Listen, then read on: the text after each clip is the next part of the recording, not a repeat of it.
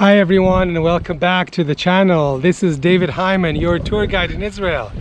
Today's tour is at Tel Megiddo, the ancient hill of the site of Megiddo, Armageddon.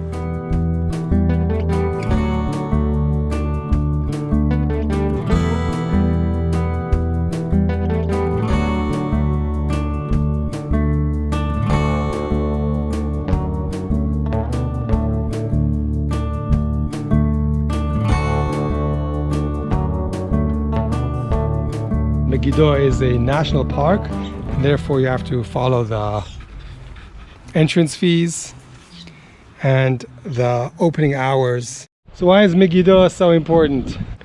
Megiddo is the only site in the land of Israel mentioned in the records of all Near Eastern ancient powers, and was one of the most fought over cities in the region. Megiddo is also mentioned in many biblical narratives. For millions of Christians, Megiddo is the Armageddon of St. John's Revelation, where the forces of good will defeat the forces of evil in a final battle at the end of days. So what's a tel? T-E-L. A tel is the word we use in Hebrew to describe a man-made city on a hill. It is built of layers and layers of civilizations, one stacked on top of the other. Sometimes 10, 20, in Megiddo, 30 layers. All the layers of the towns stacked one on top of the other.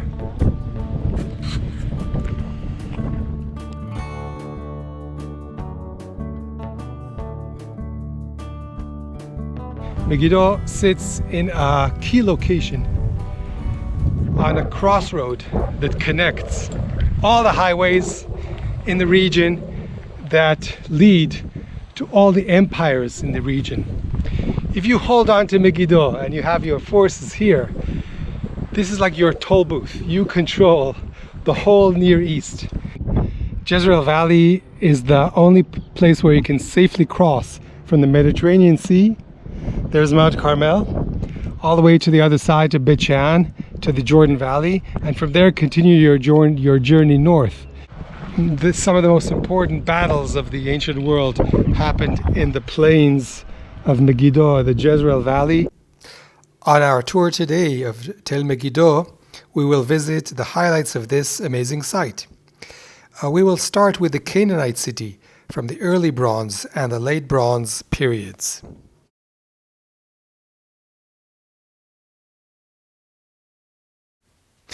In the 1920s, major excavations of the site were held by the University of Chicago.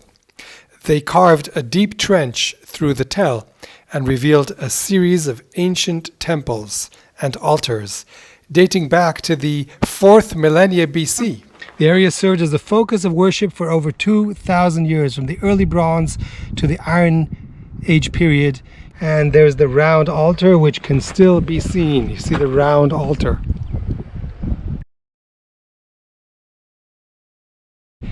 See, back in the Canaanite days, the whole region was controlled by what we would call city-states.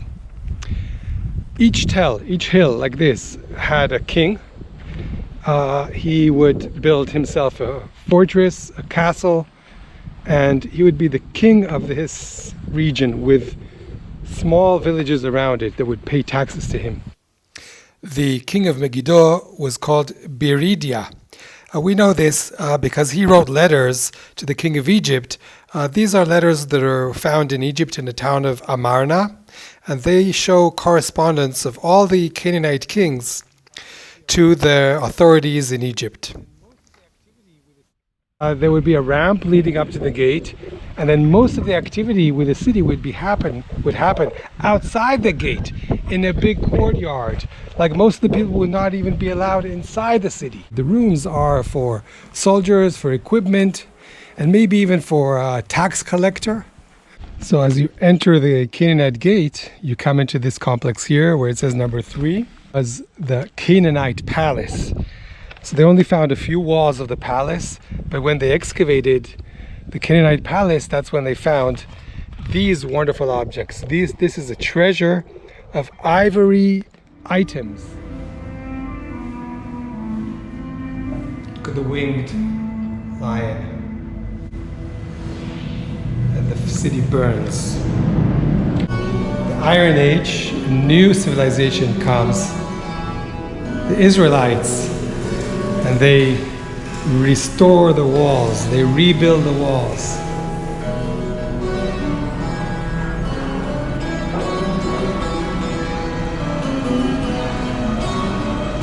And completely rebuild the city. This is when it becomes the administrative center under King Solomon, the kings of Judah, and later on under the kingdom of Israel.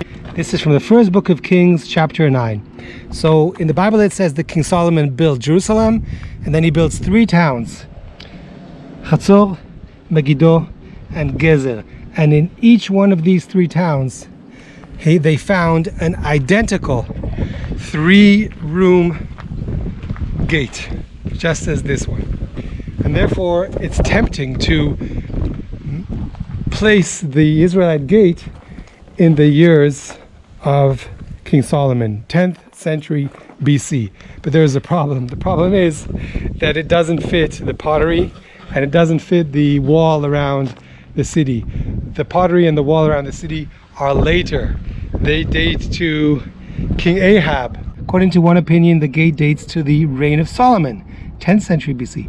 Other scholars post-date the gate to the reign of either Ahab or Jeroboam II. Okay, so this is the gate, and once you walk through it, you're within the city.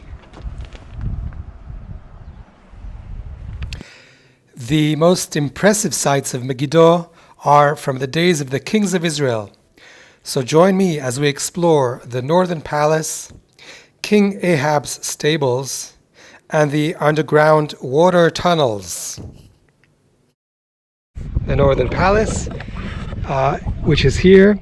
Okay, so a Solomonic palace, question mark. Yigal Yadin dated the edifice of the days of King Solomon, 10th century. Other scholars regard the palace as an example of the glamour of Ahab's reign, 9th century BC. So you can decide for yourself if this palace is King Solomon or King Ahab.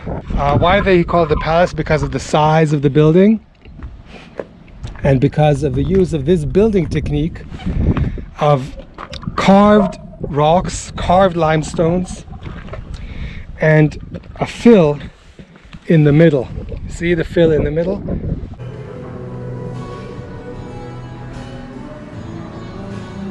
See the southern stables? It's a very large rectangular building, and then troughs for the horses. And here's a horse, the horsey.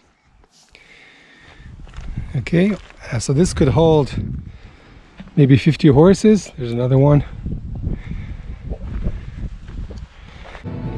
This is also the time of the stables, because we know that King Ahab had 2,000 horses.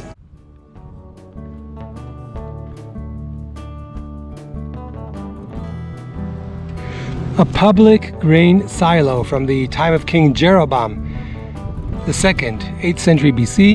A double staircase, one leading down from this side and the other leading down from that side. So the men with the sacks that are carrying the sacks of grain in and out of the silo, they wouldn't bump into each other. Their biggest challenge in the land of Israel is the lack of water. We get no rain from now, like from the month of May, all the way till October. They dug a shaft down to the water level, and then along the water level to the spring. This way they could reach the water without leaving their city. And the water system, stairs leading down. There's the shaft. Here's the shaft. The shaft goes down, and then there's a tunnel, and then you reach the spring, and they put a wall here, so the spring water only goes inside the city. This is the wall, the city wall, so no one outside can reach your water or take your water. The water can only be reached from the inside of the city. So we're going to walk through this water system and show it to you. Okay, the date of this is the 10th or the 9th centuries BC. And here we go.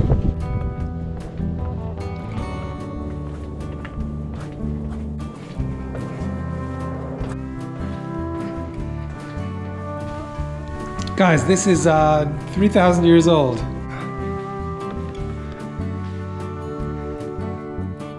This is the spring, and from here the water would be taken through the tunnel. I'd like to show you the most exciting and beautiful item that was found at the Megiddo excavations. So the first excavations that took place in 1903, 1904 by a German archaeologist from Haifa, Gottlieb Schumacher. One of the items that he found was this, a royal seal with the most beautiful roaring lion used to sign official documents by the King of Israel. Here it says in ancient Hebrew, Le Shema, to Shema, Eved Yerovam. Shema, the servant of Jeroboam. This seal is from the 8th century BC. It is so important that we can touch and see an item with the name of one of the kings of Israel, King Jeroboam. And guess what? Until this day, it is missing. No one knows where it is. So if you see this anywhere in any antique store, please let me know. This valley has seen so many battles throughout the generations, and one of the books of the New Testament, the book of Revelation, the final book of the New Testament, it is mentioned that the final battle of the good versus the evil will happen at a site that is written in the New Testament in mispronunciation, Armageddon. Armageddon. The correct way to pronounce it is Har Megiddo, the mountain of Megiddo. Har Megiddo, Armageddon. Okay? And the battle would take place at the plains of the mountain of Armageddon. Wow, this was such a great tour of Megiddo. It's a very beautiful place. There's so much to read about this site, so much to learn about this place. All of the history piled together in one site. All the different wars, all the battles, all the civilizations, all the sources you can think of, biblical sources, external sources, and all come together here at Megiddo. So next time you visit Israel, make sure to put Megiddo on your itinerary. Now with the new visitor center, the new museum, it's much easier to tour. But just remember, there's not a lot of shade up there, so bring your water and bring your hiking shoes and prepare for a wonderful experience. Okay everyone, hope you enjoyed this tour, and if you did, give me a big thumbs up. And please subscribe to my channel down below and write a comment and let me know where you'd like to go on our next tour of wonderful Israel. Until then, bye bye everyone, shalom shalom, להתראות, take care.